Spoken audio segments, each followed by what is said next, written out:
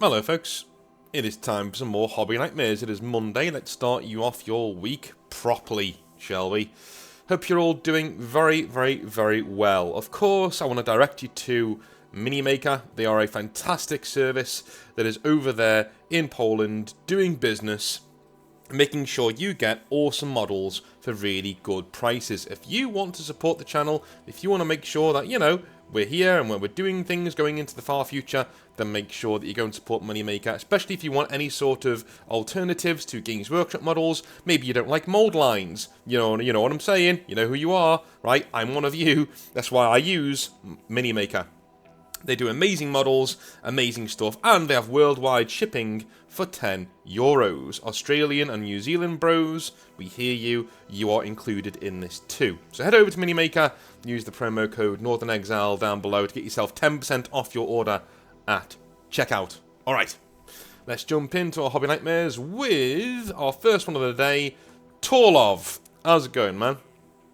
How is it going? Alright. He says, good night from Scandinavia. I can always tell when somebody isn't English.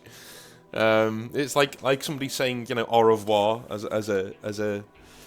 Can you say it as a hello? I don't think you can. But anyway, let's get in. I just finished my Gorgon Hammer Bearer and figured I'd send in a classic story that always comes up when I'm drinking with my bros. Hopefully, the spelling won't give you an aneurysm. Well, you spelled aneurysm properly, so, Warning. The following story will upset and annoy not only you, but most likely 90% of the people listening in on this. Rest assured that I am at least now fully aware of the stupidity that took place at the time. Alrighty. I'm thinking this is going to involve a woman. That's my guess. Let's move on. This was back in the summer of 2023, if I remember correctly. It was a late Friday night. One of my best bros, let's call him BT, in honour of BT7274 from Titanfall 2, had just turned in his car to the mechanic and was close by. He called me and told me to meet him and head out for some drinks. After hopping around some bars and drinking a few Spessar, a creation of BT's making, which is chugging down a glass of white wine and then enjoying a cider directly after, we left to hit the club. This is where the funny part comes in, ladies and gents. While inside, our group, who by this time had grown since other friends had joined us, stumbled into another group of people and started chatting. I happened to land next to a pretty looking girl, a solid 7 or 8, although I can't remember due to the alcohol consumption. Do choose a 6, maybe lower. She might be in a 4. If you drank that much and you're saying, yeah, she's a 7 or an 8, you need to subtract 3 or 4 from that score. Usually, you know what I mean? Beer goggles is what it is. Although the lads kept referring to her as the goth mommy when bringing up her looks, so take that how you will, okay? Anyway, what's important here is that when I'm drunk, I happen to talk. A lot. So what did this poor lady have to endure? That's right, Warhammer 40k and a lecture therein. But not only 40k, you see, but welding as well. But to my amazement, she actually listened. And not only did she listen to what I was jabbering about, she actually seemed to be genuinely interested in the subjects too. From the strategic disposition of Space Marine troops and Horus Heresy, to me struggling with welding aluminium.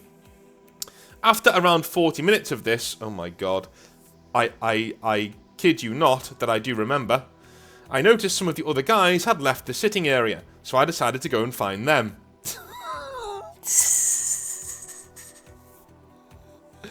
This is like, when the phrase, you can take a horse to water, but you can't make it drink?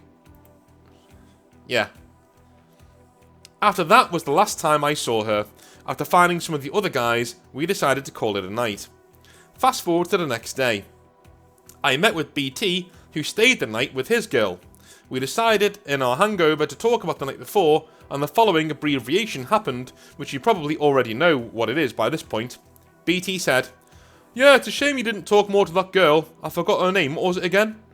Torlov. Oh, you mean, yeah, Jen? Yeah, the one with the green hair? BT. Yeah, her. She was into you, man. Holy shit. Torlov. What? BT just looks at me, perplexed. Torlov. I thought she was just interested in welding and 40k lore. What do you mean she was into me? Dude, you're a moron. Like, literally.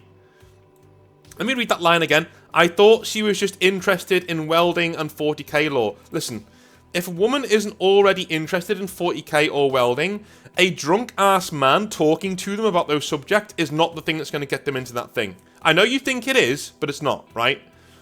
You know, YouTubers and lore people, right? Those are the people who get you into 40k lore, not some drunk-ass dude in a club. Who you can't hardly hear over the music anyway, right? That's not... After the hysterical laughter and well-deserved verbal ass-kicking I got from BT, I then realised that when a woman at a nightclub listens to you raving on about 40k and welding, it probably means more that she's into you rather than her actually being interested in the subject you're talking about. To this day, the story lives on with me and my friends as we keep bringing it up and laughing about it. But I do at least like to think I learned something from this, i.e., at least put two and two together and try not to be so bloody dense.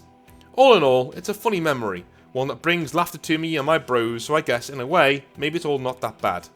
Love all your stuff, North. You're a beacon of guidance in this hobby. Many regards to you and to all the listeners out there. To all of. Well, cheers, mate. Yeah, you were an idiot. But you didn't say how old you were in this, so if you were, like, younger, what can you do? You know what I mean? I've... Every dude's got, like, stories like this. I'm telling you now, dude. So I don't think you need to feel that badly about it, but, you know. Every dude's got them. I'm telling you now. Alrighty. Let me go into my next hobby nightmare. It is from Cecil. How's it going, Cecil? He says, "Hello, North. It's Cecil again." Well, thank you very much, man. How's it going? Now that you read my last story and found it alright to talk more about my start as a hobbyist, it's time to tell you some more. Not a hobby nightmare, neither a dream. This is a story of a hobbyist beginning, a hobby daydreaming and chasing dragons. I will divide the story into small parts to be more digestible for both us, and I'm bad at writing longer stories. Let's start by part 1, which was a very rough start. During the lockdown, I kept my mental health in check due to somewhat being alone and playing with my PSP. Jokes aside, I think the social stimulator aspect of Persona, along with the magnificence of the world in Monster Hunter, helped in overcoming the isolation. Okay. When you said PSP, I thought you were being very clever for your, your penis. But that's just me, I don't know. When I got into the local Yu-Gi-Oh community, it was clear that I couldn't play with just random cards, which kinda made sense. I saw on the wall some boxes called structure decks, and was told that they were basically starter decks. As always, I set my new objective and saved money for one. It was very difficult given my little allowance and the fact that I had strict parents, which kept track of my money and where I was. As a result, I always kept my hobbies and interests a secret. Always having plans, well thought lies, a secret stash of money, etc. Dude, why? Why do you need a secret stash of money? Like, I don't get that at all. Like, I don't know. By the way, I know this person's of age because this is a university account they've emailed me from, which is alrighty. I think. Yeah, it is. Yeah. Anyway. This struggle reached the point of abandoning any snacks or unnecessary purchases, picking up snacks envelopes from the trash, and making my parents believe I spent money on those while keeping the money. Sometimes they wouldn't give me my next full allowance if I had saved money. I drank just plain water and only ate my lunch, and sometimes walked instead of paying transport and forcing myself through the sun and exhaustion. Don't worry, North, we weren't poor, this was just me. Dude, if you're not... Parents, please don't drive your kids to do this if they just want a deck of cards. Do you know what I mean? I'm all for, making sure that your kids appreciate money and where it comes from and how precious it is. Yeah, okay, whatever. But, like, this is a bit much, innit? It's a bit much. I finally purchased my deck. I chose the one displaying some cool looking ice dragons. Immediately went to a table to play a game and got crushed again. One player explained to me that you need 3 structure decks to form a proper starter deck. I felt a bit turned down, but again I made an effort. I ended up selling candies at my college and picking some chores up from my grandma and aunt, making some money. I returned, bought the remaining structures and saw videos about how to play my deck. That's when I got informed of two things. Number one, my deck was considered one of the worst structured decks of all time, and it was overwhelmingly weak. And number two, the lore of my deck and its crazy yet appealing world building. I really liked its story and design. It didn't bother me much. After all, I didn't want to get an overwhelming victory every single time, but relax and more engage with the community. Well, I'll tell you what, man, there are a lot of people out there who would have walked at this point. Do you know what I mean? I really do think that a lot of people would have been like, nah, I'm not doing this anymore. Screw that. You know what I'm saying? Anyway. But it was harsh, North. Players didn't want to play, and the ones that did want to play me did it for blood, and not to teach me knowing that I was new. But as you might guess, I'm very stubborn. And maybe you can guess which 40k army I picked by now. Probably Iron Warriors. I eventually met a guy that was willing to teach me. Let's call him Caesar.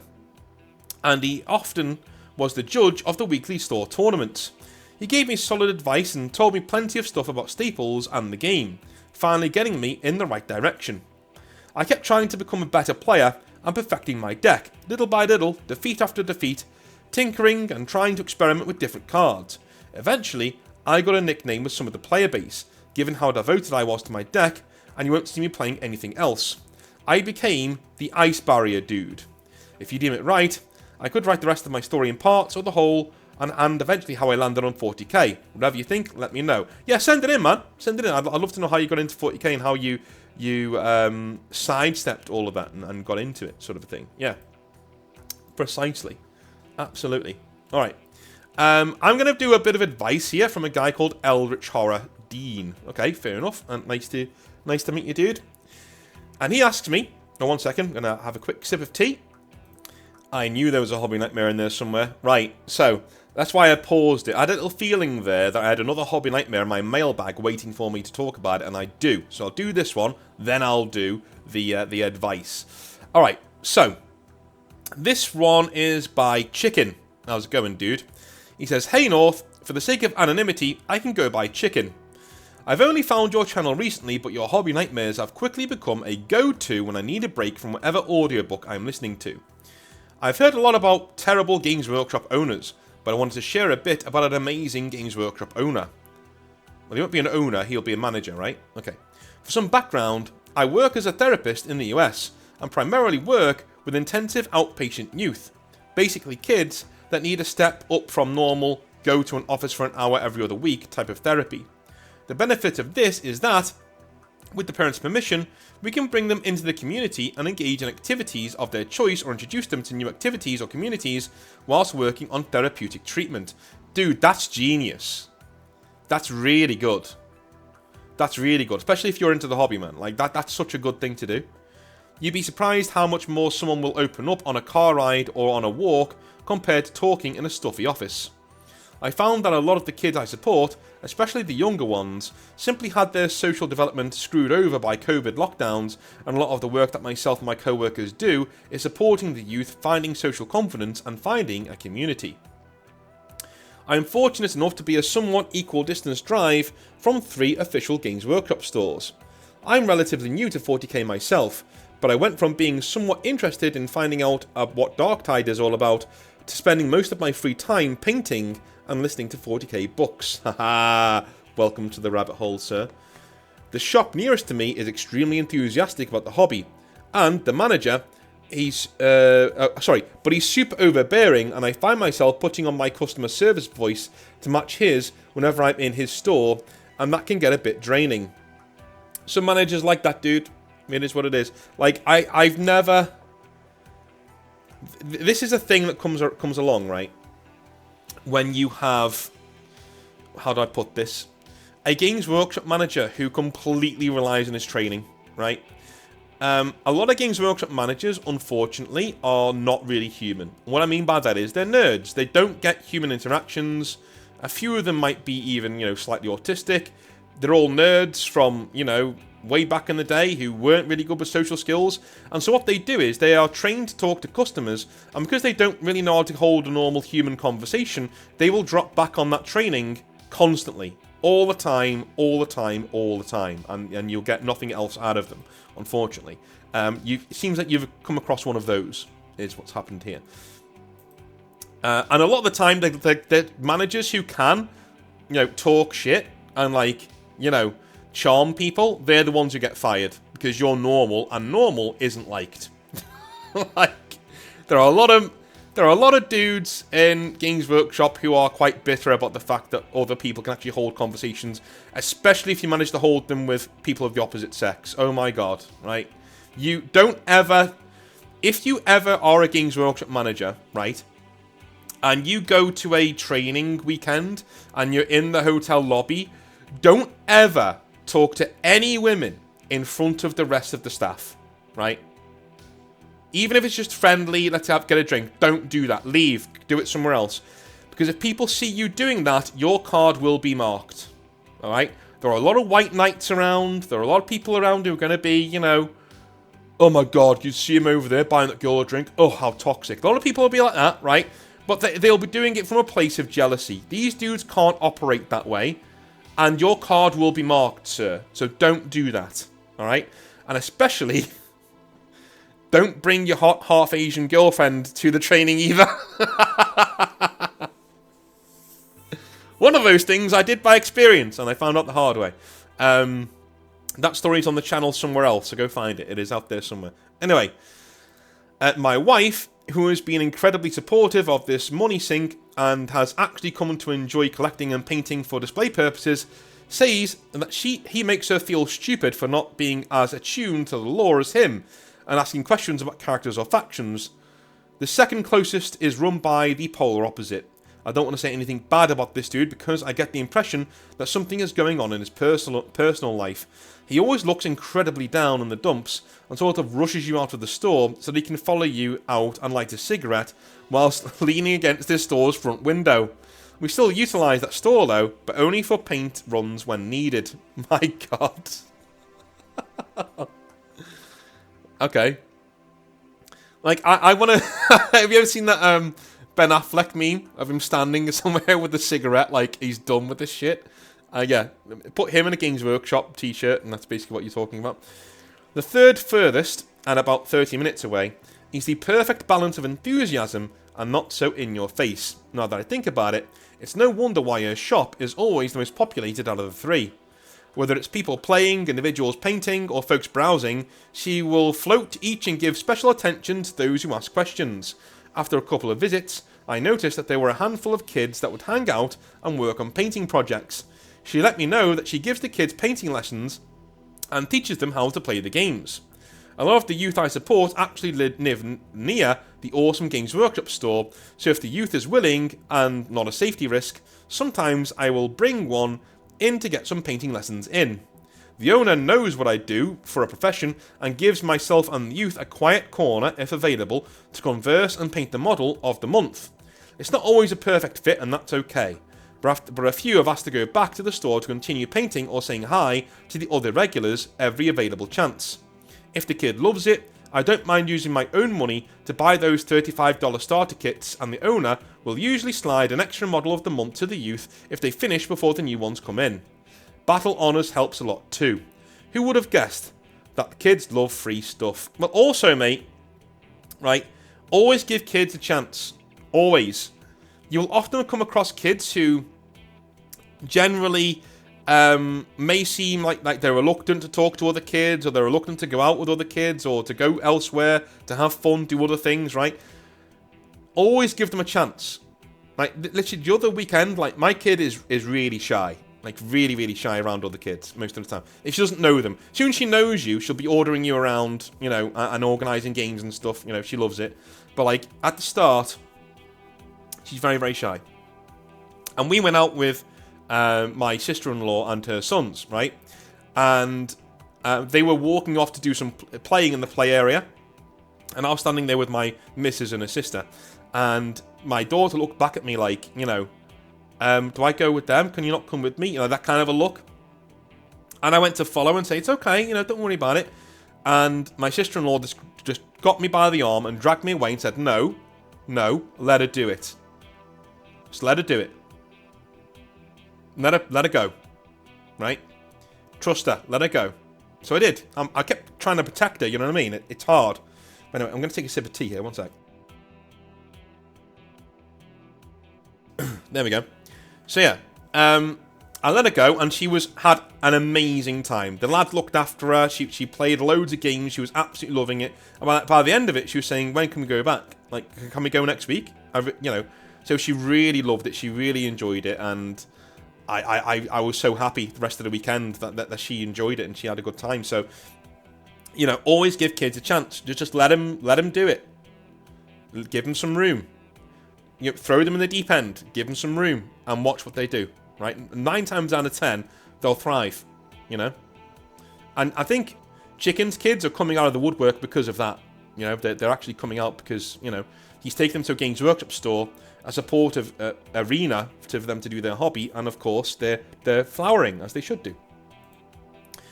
I am only slowly bridging the gap between my agency's management and Games Workshop's Games Workshop North America to let us participate in Warhammer Alliance. My agency is mostly on board due to how therapeutically beneficial painting is as a mindfulness activity, but the tricky part is that we wouldn't be able to host games at our office due to HIPAA, HIPAA. Not sure what the UK equivalent is, but it's basically patient-client confidentiality. This saint of a Games Workshop owner has offered to help any way possible, but I politely declined due to fear your videos have put in me about rocking the boat at Games Workshop.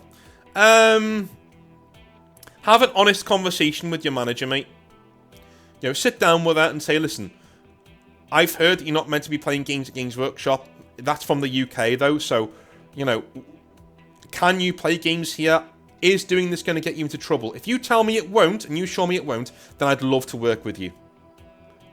Put the ball in her court, dude. She's a grown woman, right? And if she's ready and wants to do that, then awesome, right? Point of the story, I suppose, is that Games Workshop can still be an amazing and safe space to foster a good community if the right people are involved. I think the coolest moment for me was seeing a new Polaroid displayed in the store at one of the painting events and recognising one of the youths that I had introduced to the store. Cheers, Chicken. Dude, that's amazing. That's amazing. And you're right, Games Workshop stores can be this. In fact, Games Workshop stores all used to be like this. All of them used to be like this.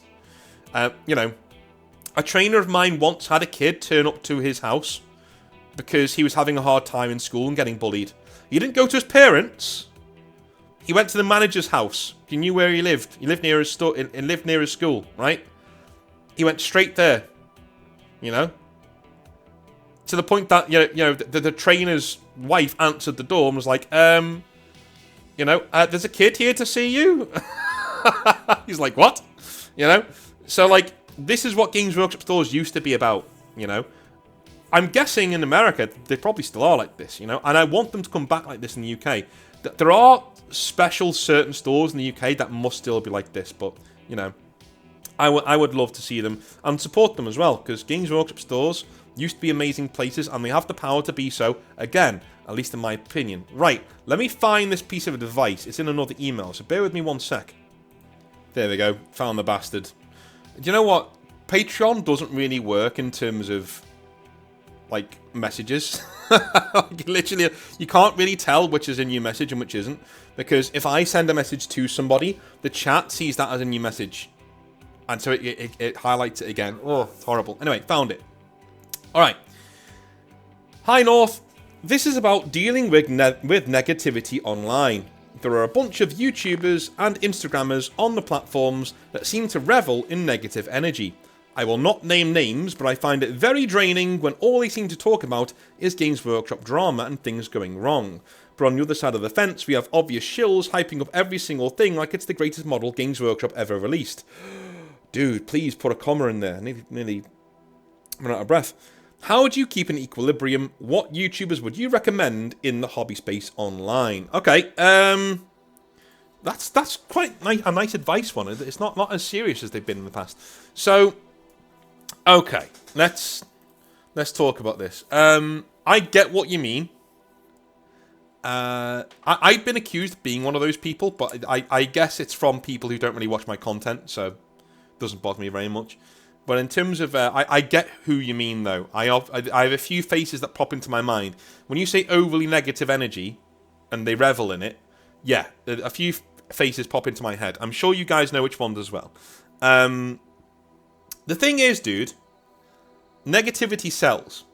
All right, it just does. And I can even look at my own channel, right?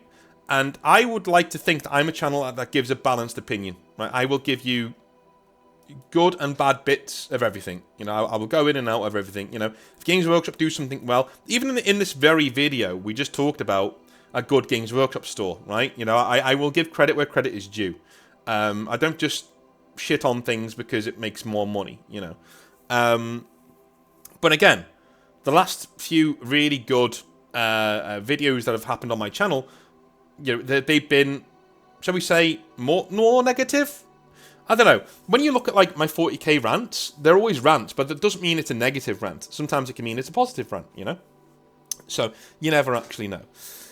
But even on my own channel, the videos that do the most numbers tend to have a negative slant, right? And I don't aim for those. I whatever's in my head at the time, I'll do a video on, you know?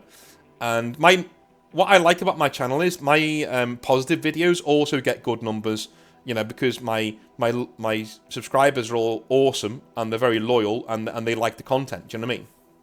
And so I'm in a very privileged position when it comes to that.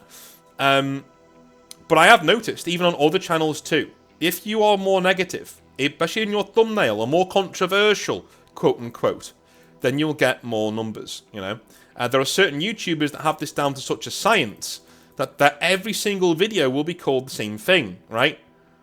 You know, this controversy is terrible, or this controversy has gotten worse, or this controversy is destroying the hobby, right? And it'll be every video's that, right? Every single one, and each and every single one does a similar, decent amount of numbers, where they're earning a pretty good living doing that. And if that's what you're doing, and it's well researched, good for you, right? Doesn't change the fact, though, that negativity tends to be something that sells more than positivity. That's just a nature of humans, right? It's human nature. Can't change it, right? So that's why you're seeing a lot of people leaning into that, yeah? In my opinion. You find it very draining. Fair enough. I get that too. You know, I don't watch content like that generally because of the same reasons. You know, I also find it very draining. There are some times I'm up for it when I've had a really energetic day and I'm feeling good. And sometimes I'm up for a good old, you know, negative rant from somebody. But there are some times when I'm just not up for it. When I'm just like, you know what? Nah, I'm a bit low energy today. I don't need this right now. I need to pick me up. I'll go and watch something else, right? And there's nothing wrong with that, dude. Again, just know what your limit is. Just know when, listen, I'm not up for this today. There may be certain, even Northern Exile videos, you know, that have heavy subject matter in them that you may not want to be watching when you're in a bad mood or when you're in a low ebb. You may want to like step back and go, I'll save this for another day. Do you know what I mean? But you say, but on the opposite side, we have obvious shills hyping up every single thing that Games Workshop. Yeah, okay. Yeah, we do have shills. Yeah, we do have shills in the community. I don't think they're as numerous as other people think, right? I do think if you take any model from Games Workshop or any sort of access to get to Games Workshop, right, you are compromised. Like, you are compromised as somebody who's going to give an honest opinion on something. You are now compromised. It doesn't matter if you strive to give honest opinions. If Games Workshop give you three things ahead of schedule to review, quote unquote, you are now compromised, in my opinion. And I won't really listen to what you have to say. I can't trust it. Yeah? I can't trust it. It just, why would I trust that? You've literally been paid off in models or exposure or access or even money. I don't know whether that's ever happened, but, you know, you may have been.